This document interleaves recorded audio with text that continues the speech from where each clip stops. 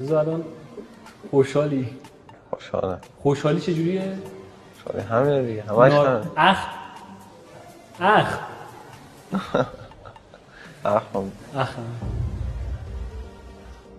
باید حسش باشه. چی میگم؟ بیشترین خوشحالی که کردی از ته دل تا حالا کسی دیده؟ آره المپیک اول شدم دیگه.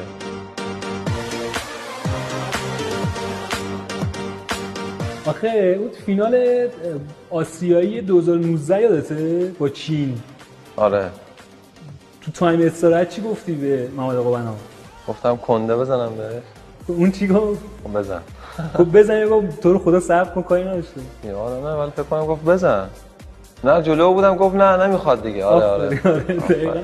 بابا بس ول کن. آره. کلا میام خیلی علاقه داری که زود تموم کنی بری.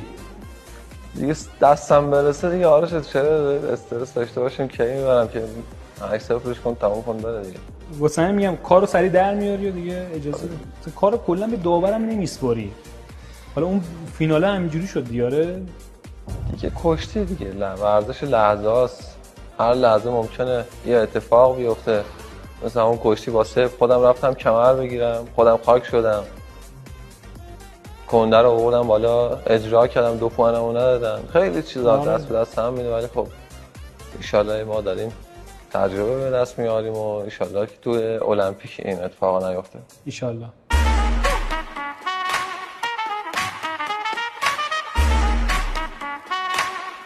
بعد از فن اولین کاری که میکنی چیه؟ بعد از فن زدن بلند میشی بعد لذت میاد. مطمئنی اونه؟ آره. ما مسافر اون بعد برده. بعد برده؟ آره بعد برده دست. حس میکنی مثلا کلوز شات میگیرن دوربین از سری فوتو مرتب میکنی چجوریه؟ نه این عادته. نمیدونم والا خود دست خودم هم نیست. یعنی بعد برد و باخت یا صرفا بعد برد اینجوری میشه؟ آره. بعد برد احتمالاً حالا نمیدونم. از زبان بدنم بپرسم. آره. محمد علی یه بار دندتو شکونده. آره گفته؟ متاسفم کنم گفته. من گفتم آره بگو همه چیز. قبل بازی آسیایی بود بهم گفت بشین تا دفاع کنده فرنگی رو یادت بدم. اومد دفاع کنده فرنگی رو زد دنده‌مو شکوند. حالا یاد گرفتی؟ آره یه هفته مونده بود مسابقات من با دنده شکسته رفتم مسابقات. بالاخره یاد گرفتی؟ خیلی تا هنوز یادمه. یادته.